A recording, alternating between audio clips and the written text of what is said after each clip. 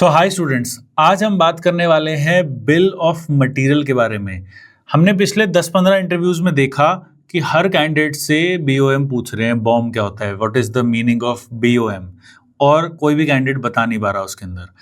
Bill of material जो है वो एक मैकेनिकल इंजीनियर के लिए बहुत ही इंपॉर्टेंट कॉन्सेप्ट है। इस पे कोई वीडियोस भी किसी ने नहीं डाल रखी, तो मैं आपको पूरा फॉर्मेट बताने वाला हूँ। मीनिंग क्या होता है, कैसे एक अच्छा बिल ऑफ मटेरियल बनाना है। और एक कंफ्यूजन भी होती है कि बीओक्यू और बीओएम जो होता है उसको लोग मिक्सअप कर देते हैं। बीओएम जो होता है उसकी फुल फॉर्म होती है बिल ऑफ मटेरियल, और बीओक्यू जो होती है उसकी फुल फॉर्म होती है बिल ऑफ क्वांटिटी। दोनों में थोड़ा थोड़ा डिफरेंस होता है। और बिल ऑफ क्वांटिटी जो होती है वो सिविल इंजीनियर्स यूज करते हैं, कंस्ट्रक्शन लाइन में काम आता है। मैंने मैकेनिकल वाली इंडस्ट्रीज को देखा है, वो पूछ रहे होते हैं बीओक्यू बताओ। उनको खुद आपको बताना है कि सर बीओक्यू तो सिविल लाइन में, कंस्ट्रक्शन लाइन में काम आता है, मैकेनिकल लाइन में बीओएम आता है, which is bill of material. अब बिल ऑफ मटेरियल होता क्या है, देखिए। बिल ऑफ मटेरियल अगर आपसे कोई डायरेक्ट क्वेश्चन पूछेगा तो आपको बोलना है sir it is a list of parts in an assembly. जब भी कोई पार्ट होता है, जब भी कोई आप सामान बेच रहे हैं, जैसे एक मोबाइल फ़ोन है, तो एक मोबाइल फ़ोन को बनाने के लिए स्क्रीन लगेगी, कैमरा लगेगा, बैटरी लगेगी, प्रोसेसर, रैम, एसएसडी, इतने सारे इसके अंदर पार्ट्स हैं। तो इसका पूरा एक बिल ऑफ मटेरियल बनेगा। बिल ऑफ मटेरियल के अंदर कौन से पार्ट का क्या मटेरियल है। अब जैसे ये ग्लास है, ऑब्वियसली ये ग्लास मटेरियल है। इसका जो पीछे का बैक है that is a titanium frame. Glass जो है वो सेफायर का है। सेफायर ग्लास कहाँ से आ रहा है, सैमसंग वाले भी सोनी से ले रहे हैं। तो हर चीज़ की वेंडर की उसके अंदर डिटेल्स होती है। तो आप जैसे अब स्क्रीन पे देखते हैं उसके अंदर आप पूरी डेफिनेशन में आपको बताऊंगा, और बीओएम कैसे बनता है उसका फॉर्मेट भी बताऊंगा। ये जब आप लोग अपना पोर्टफोलियो बनाते हैं तो बीओएम भी एक बना के दीजिए, और आप जो सॉफ्टवेयर सीखते हैं उसके अंदर भी डायरेक्टली बन जाता है।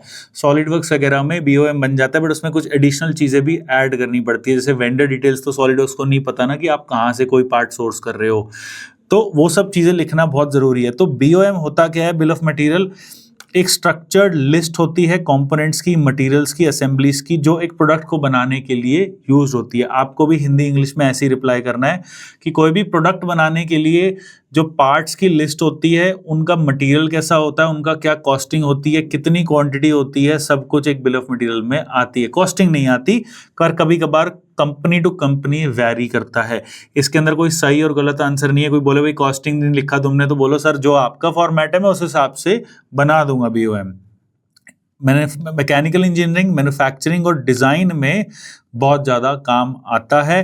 प्रोक्योरमेंट के लिए काम आता है। आप कुछ प्रोडक्ट बना रहे हैं तो कितना माल अपने को खरीदना है वो आपको डिसाइड करना पड़ेगा। वो आपको बीओएम से ही पता चलेगा कि कितने पार्ट्स मेरे को ऑर्डर करने हैं। स्टैंडर्ड बीओएम का फॉर्मेट देख लो।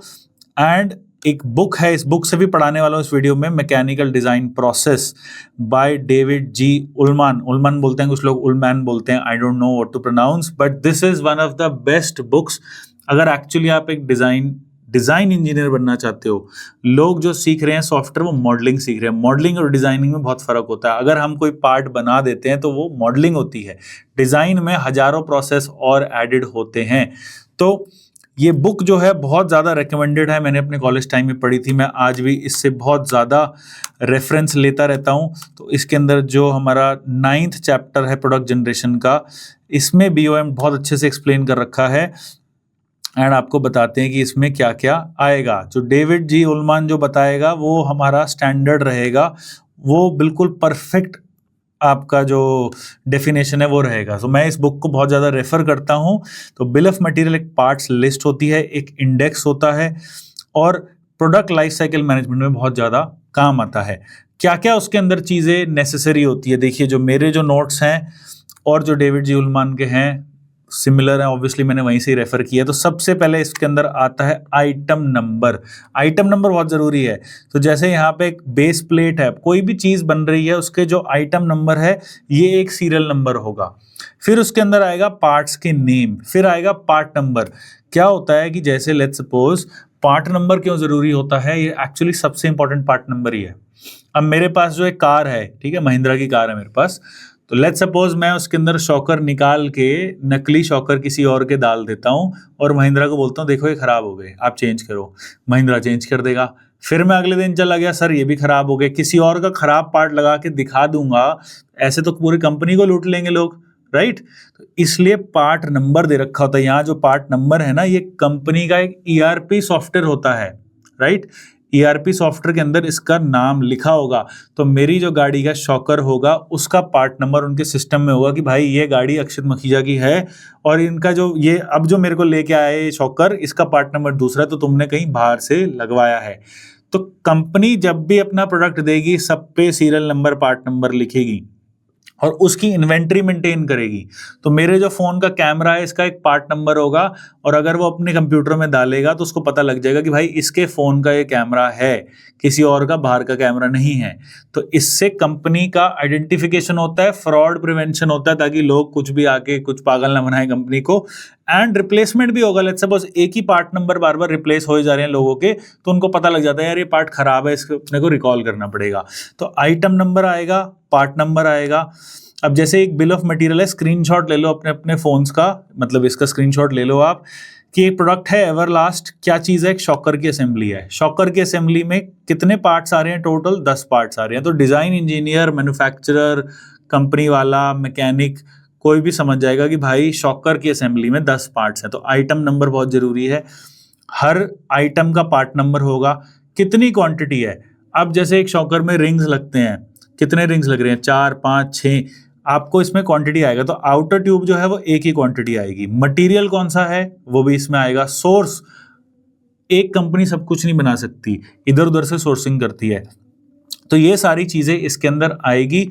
Item number, part number, quantity, name, material, source, और भी चीज़ें आ सकती है, कंपनी टू कंपनी डिपेंड करता है। इतना तो रटना पड़ेगा आपको कि भाई item number, part number, quantity, name, material, these things. Then उसके बाद ऑब्वियसली टीम मेंबर किसने बनाया, प्रिपेयर्ड बाय, ये सब भी एक कंपनी का फॉर्मेट होता है। कंपनी बताएगी क्या है, बट आपको पता होना चाहिए कि बीओएम होता क्या है, राइट।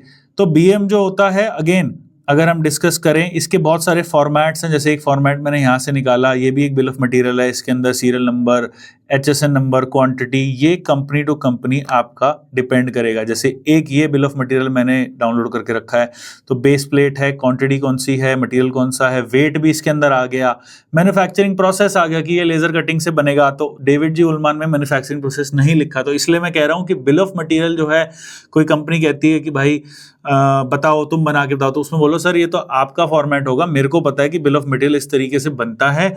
कैसे बनता है? बहुत ही बेसिक सी चीज़ है यार, एक्सेल या वर्ड में ये बन जाता है।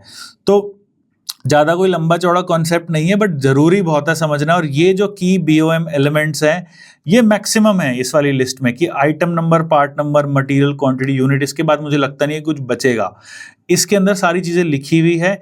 और टाइप्स ऑफ बीओएम भी होती है, एक स्टैंडर्ड बीओएम नहीं होता, अलग तरीके के होते हैं। जैसे कंस्ट्रक्शन वाले को हम बीओक्यू कहते हैं, वैसे इंजीनियरिंग, मैन्युफैक्चरिंग और सर्विस, तीनों के अलग अलग होते हैं। इंजीनियरिंग वाले जो हैं वो कैड वाले यूज़ करते हैं, ठीक है। मैन्युफैक्चरिंग वाले जो होते हैं उसके अंदर मैन्युफैक्चरिंग की कुछ डिटेल्स होती है। जैसे अगर हम इसकी बात करें, एक मैंने आपको दिखाया था कि मैन्युफैक्चरिंग प्रोसेस आ गया था, तो इसमें डिज़ाइन वालों को कोई मतलब नहीं है, बट मैन्युफैक्चरिंग वालों को इससे मतलब आएगा। और सर्विस बीओएम वाले जो होते हैं वो सर्विस इंडस्ट्री वाले यूज़ करते हैं, जिसके अंदर item number, part number, replacement, all of those things are there. तो ये इसका एक शॉर्ट एंड स्वीट सी एक वीडियो है, जो आपको कॉन्सेप्ट पता होना चाहिए।